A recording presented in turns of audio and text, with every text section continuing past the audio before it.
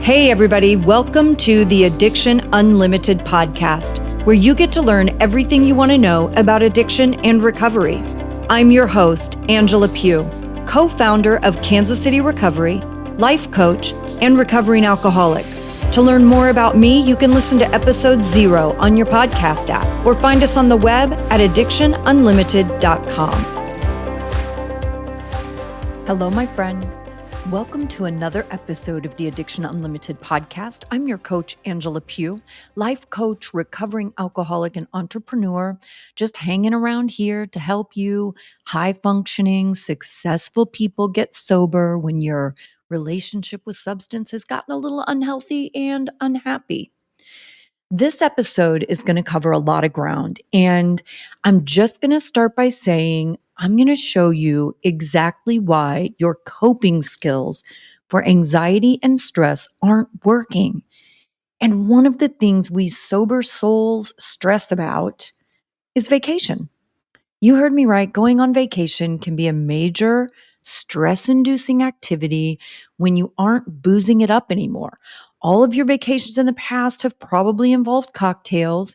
You aren't sure how you feel about going on vacation, even with your family, when other people will be drinking and you're not drinking and you're stressed out about how you're going to have fun and not be a bundle of nerves the whole time. Well, my friend, as usual, I've got a solution. You can come on vacation with me, sober style. Yes, it's happening. I'm hosting my first sober vacation and relaxation retreat in Costa Rica, and I want you to come with me. You guys, this has been on my vision board for years. I went on a sober cruise when I was just 10 months sober, and it was an incredible experience. And as recovery became my life's work, I knew this was going to be a huge piece of the puzzle for my audience and community. Vacation is a major struggle for people getting sober. And I want you to know we can go anywhere and do anything, especially when we go together. And because this is a sober vacation in an amazing spot with tons of options for adventures, it's also family friendly. So if you want to bring your partner or your kids, I would love that. Now, listen, we do have activities planned, and I don't want any of us to feel like we have to participate in every activity every day, okay? I'm an introvert, you guys. There will be times I will lock myself in my room for a little meditation and a nap. If you want to venture off with your fam, you're welcome to do that. If you want to have dinner with some of your new sober friends you meet on the trip, do that. If you want to do yoga at 5:30 a.m. with me, do that. This is going to be epic. And booking just opened up a couple of days ago. I can only take 20 people, but the great news is you only have to put 25% down to book your spot. And there's an early bird special price for my action takers and go-getters that are ready to roll. We're going in October. I would love to meet you and spend some quality sober time together. So let me tell you where to go for all the details and to save your spot. Go to addictionunlimited.com/Costa Rica. Bring a friend, bring your fam. Let's relax, reset, enjoy this beautiful time together with a little side of adventure. Addictionunlimited.com/Costa Rica. You can see everything and sign up there. Again, addictionunlimited.com/Costa Rica. And of course, I will link that in the show notes as well. And speaking about stressing out about sober vacay, let's get into this conversation about coping skills because we certainly have more stressors in our lives than just vacation. And stress can sometimes get the better of us, and understanding coping skills for everyday stress or for big stressful life changes or negative situations can help you maintain some equilibrium and continue to grow your self-esteem and your belief in yourself.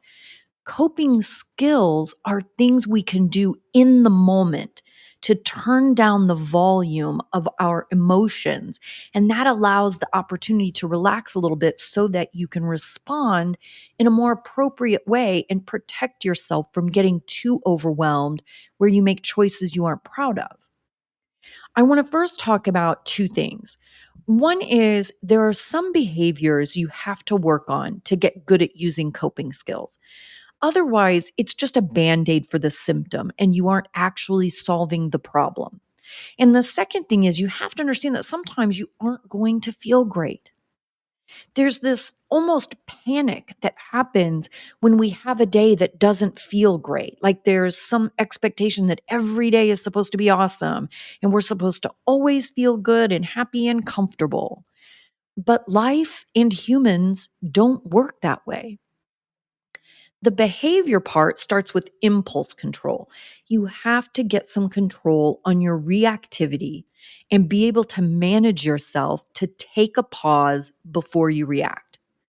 We are impulsive creatures, but there are some skills to work on to help you manage all of this better, and it starts with impulse control. Then we work on self soothing, and these are the coping skills we're going to talk about today because that will bring you some emotion regulation and the ability to let go of small things that don't need to consume your energy. So I want you to check your impulse control first. Can you pause without reacting in a situation? Are you able to take a few minutes and think things through before you react or overreact? When something doesn't go your way or someone says something you don't like, are you immediately popping off at the mouth and spewing your feelings everywhere and feeling crappy about it later or having to go back and make amends? I'll tell you, amends got me into impulse control faster than anything because I knew if I let my mouth get the best of me, I would have to go back to that person in that situation and apologize for my behavior. That's the standard I set for myself. I know when I need to apologize, and I am a strong enough and confident enough person to go back and apologize. It's integrity, it's respect, it's self respect and self love also. People that don't apologize because they don't have any self respect. So I hold myself to that standard. I can make mistakes. It's not about handling every situation perfectly. But if I make a mess, I'm responsible to clean up the mess. Keep that in mind as you work on impulse control. If you are unkind or impatient or your delivery isn't great and you don't go back and make amends, all you're doing is damaging yourself. Not because of what anyone else thinks, but because of what you think about yourself for not taking responsibility for yourself in your actions. This is about learning how to cope with things differently and not just drinking to numb everything. Being comfortable with being uncomfortable and learning how to just sit with the shit. If you know that picking up a drink or a joint or whatever is no longer an option, there's no more wine Wednesday or day drinking at brunch on the weekend, and you're ready to feel better and more in control of your life, then you're in the right place. Or if you're looking in on me and my life, you'll see a regular exercise routine, my own rituals for dealing with stress, and the dedication to take control of my life and be super intentional about how I live. And those may be some of the things that you're working on. And I promise you, I did not get here overnight. I used to freak out, overreact, and lose my mind over every tiny thing that didn't feel good or go my way. But over the years, of course, through a ton of mistakes and self created chaos, I have finally cracked the code. And I want to share all my insights with you on how I've created the life and the person that you see today. So, if you want to work on yourself and your life and not be held captive by your impulsivity and inability to cope with life and feelings and people and everything else, you want to feel more in control. You know what you need to do to heal yourself and your habits. If that's you, then this episode is for you. Because when it comes down to it, there's one thing I know for sure that you need to move to the top of your to do list, right? To really shift into the recovery lifestyle you want. And that's your coping skills. That's got to go to the top of your to do list. And while it may not seem big and profound and life changing in theory, I want you to hold up a second because I'm going to flip that script for you. And today I'm going to show you just how important coping skills are, whether you are 2 days into your recovery or 17 years. People always ask me how I stay so calm and I don't get rattled by all the adversity that life loves to dish out. And I always will say it takes a ton of practice, right? And failure. And I don't even like the word failure because people have such a negative connotation with that word. To me, when I mess something up or drop the ball and it results in a failure, all that means to me is there are lessons to learn there. Failure is feedback. It's letting me know that the way I did the thing wasn't quite right yet. And I have to have the coping skills to not let my brain take over and catastrophize the situation and make me feel terrible about myself every time I don't do or achieve something exactly the way I want. It's not that I don't have challenging days or that my anxiety has gone away now that I'm sober. My anxiety is still the biggest jerk I know, but I'm more in control of myself and my life than my anxiety is. And that's how I get through those days. It's by having the right coping skills in the moment, knowing what works for me, and then incorporating the tools in my everyday life so I keep my anxiety down on an ongoing basis. It's much more challenging to bring your anxiety down from 100 when you're right in the middle of a shitstorm, right? Instead, you want to keep your anxiety low every day so it doesn't get to 100 and compromise your thinking and your decision making abilities. And I want to talk about coping skills and coping tools and how I differentiate between the two. You know me, I'm always coming at things from a different angle, and this is just another one of those things, okay? Coping skills are internal. This is about my thoughts in the moment and my ability to talk myself down when I feel myself getting heated or I feel my anxiety rising. Coping tools come next. The tools are the things you use to make yourself feel better and shift your mood and take the pressure off. But you can't get to the tools if you don't have the skills to talk yourself down a bit to be able to think clearly. Skills are internal in your head and tools are external. Like pause is a coping skill. Like I was just saying, you have to first and foremost work on your impulsivity. Pause is how you do that. You have to pause for a minute to think things through. Push that pause button and think to yourself, like, okay, maybe this isn't as bad as it feels. Am I blowing it out of proportion? Is there another option I haven't thought about? Is this my baggage or someone else's baggage? Am I overreacting? What do I want the outcome of this situation to be? This is why pause is such an important coping skill because for me, my thinking was skewed. I had a 100% victim mindset.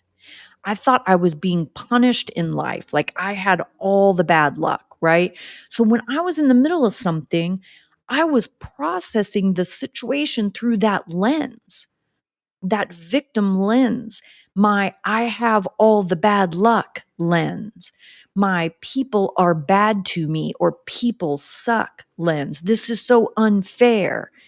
My perspective on the world and the events in my life was skewed. So it didn't benefit me to use my skewed thinking to attempt to make good and healthy decisions. Are you with me? I had to develop the ability to pause instead of just playing into every little thing and overreacting about every little thing. Where I used to have one little thing happen and I would let it ruin the rest of my day. But it really can just be an irritating few minutes. With coping skills, I don't have to be a jerk for the whole day because one thing didn't go the way I wanted it to. Right? Like that one thing can really just be a few minutes and I can recalibrate and move on and have a great rest of my day. It doesn't have to ruin everything. A simple phone call doesn't have to ruin my whole day or an argument with kids or partners. Like a few minute exchange that doesn't feel great doesn't have to ruin your whole day. But you got to have the coping skills, right, to keep yourself centered.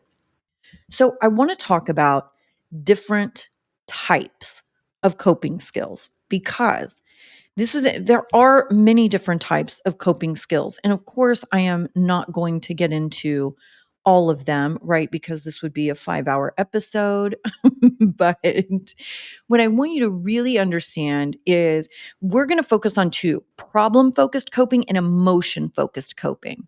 Because problem focus is about behaviors and thought processes aimed at solving the problem, right? Which means gather information, take action, break down the problem or the thing into bite sized pieces, right? That's another strategy.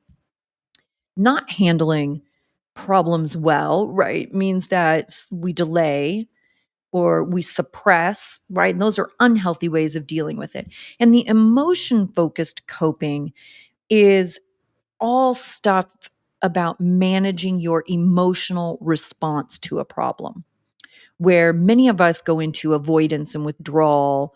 We overreact. This is how we get in trouble with substances, right? Not just alcohol and pot and drugs, but also with food. This is where, because we're trying to manipulate how we feel. So, emotion focused coping skills are really important too. And that's what I want to focus on the most today. Because if you go into avoidance and withdrawal and overreacting, that has a negative effect on you as a human being. And it's not worth all that. We don't want to get caught up in that. I want you to have some healthy ways to deal with this stuff. It may seem like some of this stuff is common sense, right? But here's the deal: coping with stress is such an important thing. It's such an important skill to have because it's all about being able to adjust and adapt to change. Change can feel very stressful, but change is consistent throughout life. And change creates stress and psychological stress. And it can be big or it can be small, it doesn't matter. But when you have change, especially if you experience too many changes in a small time frame, that can bring about the sense of being out of control. It feels like those things are out of control. Things are happening fast. There's so many things going on at once. And when you feel out of control, this creates low self esteem and it contributes to anxiety and depression. And I don't know if you know this or not, but physical illness is directly related to anxiety and depression also. You can have physical illness and physical symptoms because of your anxiety and depression. So being able to cope with the demands of life and those stressors and consistent changes, whatever they are. Getting sober is a huge change. Losing a job is a huge change. Moving is a huge change. Going through a breakup or a divorce is a huge change. All of change is normal. It's going to happen. But you have to have the ability to cope, to get through these things so it doesn't throw you off too much and really disrupt your equilibrium. So, just by definition, coping skills are the tactics that people use to deal with stressful situations. Managing your stress well can help you feel better physically, psychologically, and impact your ability to perform at your best. And like I talked about earlier, the best thing you can do really is keep your stress and anxiety low and have those rituals that you practice regularly to keep those levels down.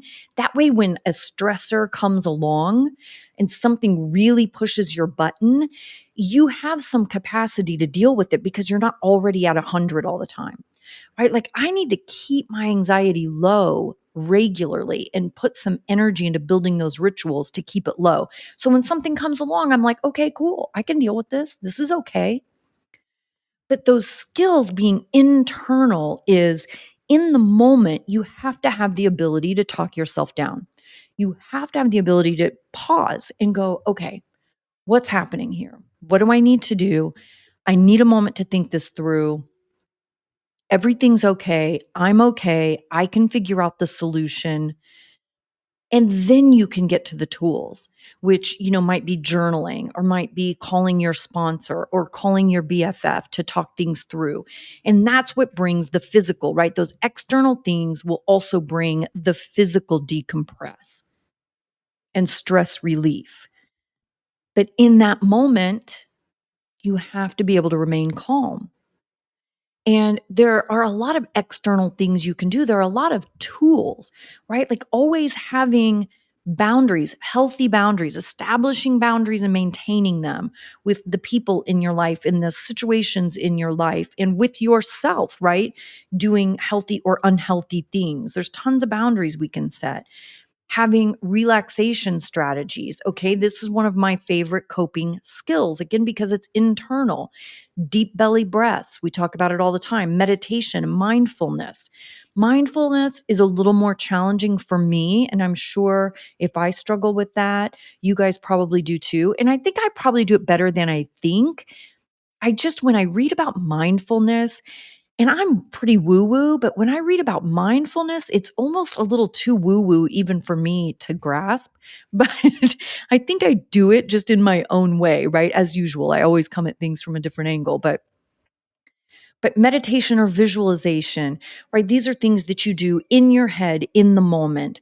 Another great coping skill is getting centered, again, staying in that moment. Everything, all of this is about staying in the moment because stress and anxiety and overreacting comes from catastrophizing, blowing things out of proportion, and freaking out about what might happen in the future. So we want to not get in the future or the past. We want to stay in the moment. And one of the best ways to do that is to focus on your physical space. If I feel my anxiety going crazy, if I'm getting overwhelmed, I have too many tasks, my phone is blowing up, my emails are going crazy, I've got 17 problems to deal with, and one of my employees calls in sick, right?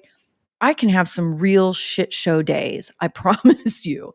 In the last few weeks, I've had a lot of them. So when I get in that space, I have to deep belly breath. I stop, I close my eyes, deep belly breaths, and I go, okay, where am I?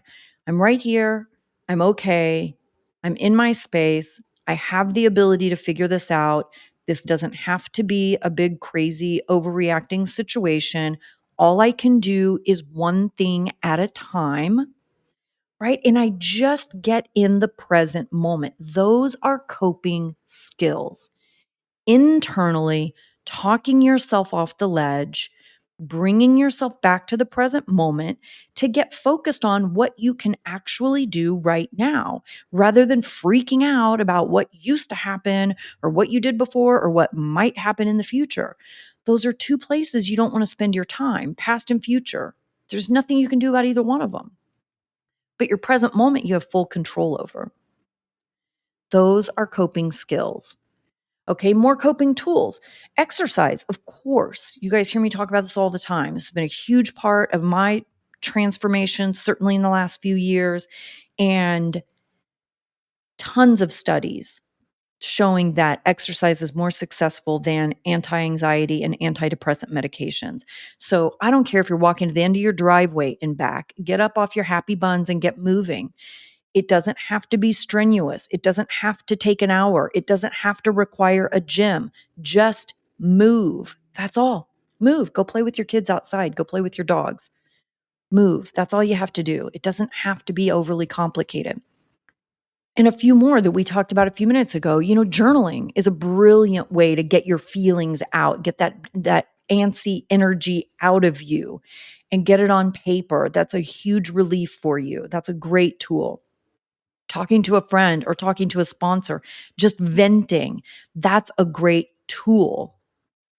But in the moment, you got to focus on the skills. You have to focus on the skills and being able to talk yourself off the ledge, being able to bring yourself back to the present moment, be realistic about what's actually happening and not freaking out about what might happen or how you feel about it, right? These are the emotion focused and problem or solution focused skills that we're talking about. Because if I'm freaking out and catastrophizing everything and blowing it out of proportion and going, oh my God, what if this and what if that and what if? If I get in that mindset, I can't get anything done. I can't think clearly. I'm not making my best decisions. That anxiety is going to continue to go up, which is going to continue to make me a bigger jerk for that day. And that's not what we're going for, right? I know in my recovery, one of my main goals has been to be less of a jerk because I can be a real jerk. And I really want to be less of a jerk. That's my goal. That's my mantra. Be less of a jerk. That's all. That you've got to be able to get yourself internally in the moment. You've got to be able to talk yourself off the ledge so that you can then get to the coping tools and call somebody and bounce those ideas off of them. Get a fresh perspective where you're not filtering everything through your skewed lens. But that's where I want you to focus right now. Start thinking about, in the moment, your impulsivity. Pause. Start practicing your ability to pause and just think, I'm okay. I can handle this. I can find the solutions. I have the tools and the people to help me and support me find the solutions. Take a deep breath, and then let's focus on the solutions. I hope you have loved this episode, you guys. I hope this stuff helps. Like, these are the things that I do every day of my life, right? Keeping my anxiety down. All the rituals and routines I have are to keep my anxiety down as much as humanly possible. Because once the anxiety is in control, then we're not making our best decisions. And that's how, again, we self-create more chaos and unmanageability in our lives because we're not making decisions well or making them for the right reasons or based on the right criteria. So just focus on that impulsivity. Get yourself to a place that you can just pause in any situation, take a deep breath, and then start reaching out and using your tools. Otherwise, you're just going to draw a blank when you're in that moment and have no idea what to do. All right, don't forget Sober Vacation. I would so love for you to come on Sober Vacation with us. It's going to be incredible. It's my first one ever, addictionunlimited.com/Costa Rica. And I hope you're having a fantastic day. I will see you next week. You've reached the end of another great episode of the Addiction Unlimited podcast. Candid and honest conversation about addiction and recovery.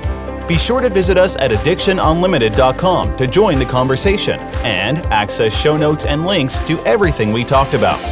Love this episode? Please take 30 seconds to subscribe, rate, and review on iTunes to help us improve and give you the information you want. Thanks for listening. See you next week.